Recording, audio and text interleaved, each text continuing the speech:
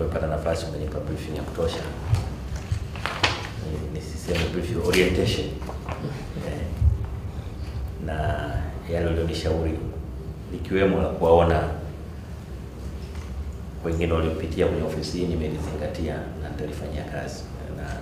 Naamini uwezo ukaingia ofisini kwa siku moja halafu ukajidai wewe bingwa, wakati wenzako walipita hapo wengi wanajua mazingira ya kazi ile na wanaweza kukupa picha ya mapema. Lakini pia nakushukuru kwa timu ya wasaidizi kuanzia katibu mkuu ambao umeniambia kazi kubwa ambayo wamefanya pamoja nawe, na kushukuru sana.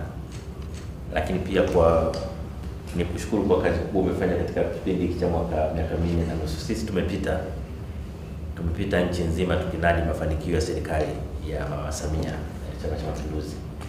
Na unakumbuka kwenye kufunga kampeni nilisema Mwanza kwamba kazi yetu kwa wananchi haikuwa ngumu, kwa sababu tulikuwa tuna ushahidi wa delivery kwa serikali imedeliver kiasi gani kwa wananchi katika miaka hii 4.5 iliyopita.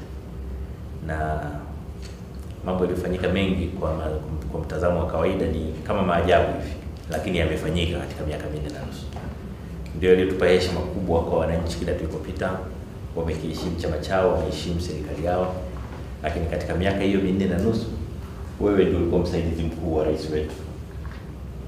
Kwa wakati tunampongeza sana rais wetu, lakini pia tunakushukuru na wewe msaidizi wake mkuu kwa kumsaidia uliweza akafanya kazi yake kwa utulivu.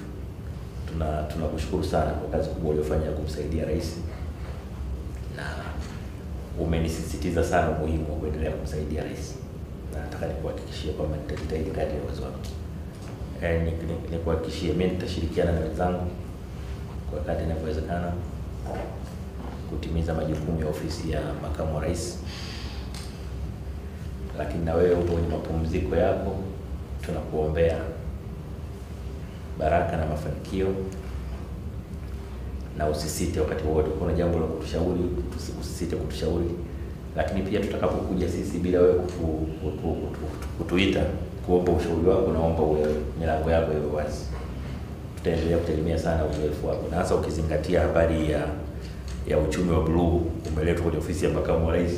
Wewe unafahamika katika ubobezi wa uchumi na mmoja wa watu ambao historia haitasahau na tume yako ya mipango. Kwa sisi tutaendelea kutumia experience yako hiyo ili angalau ofisi ya makamu wa rais naye ije iwe ina mchango wake kwenye hiyo uchumi wa blue uwe registered.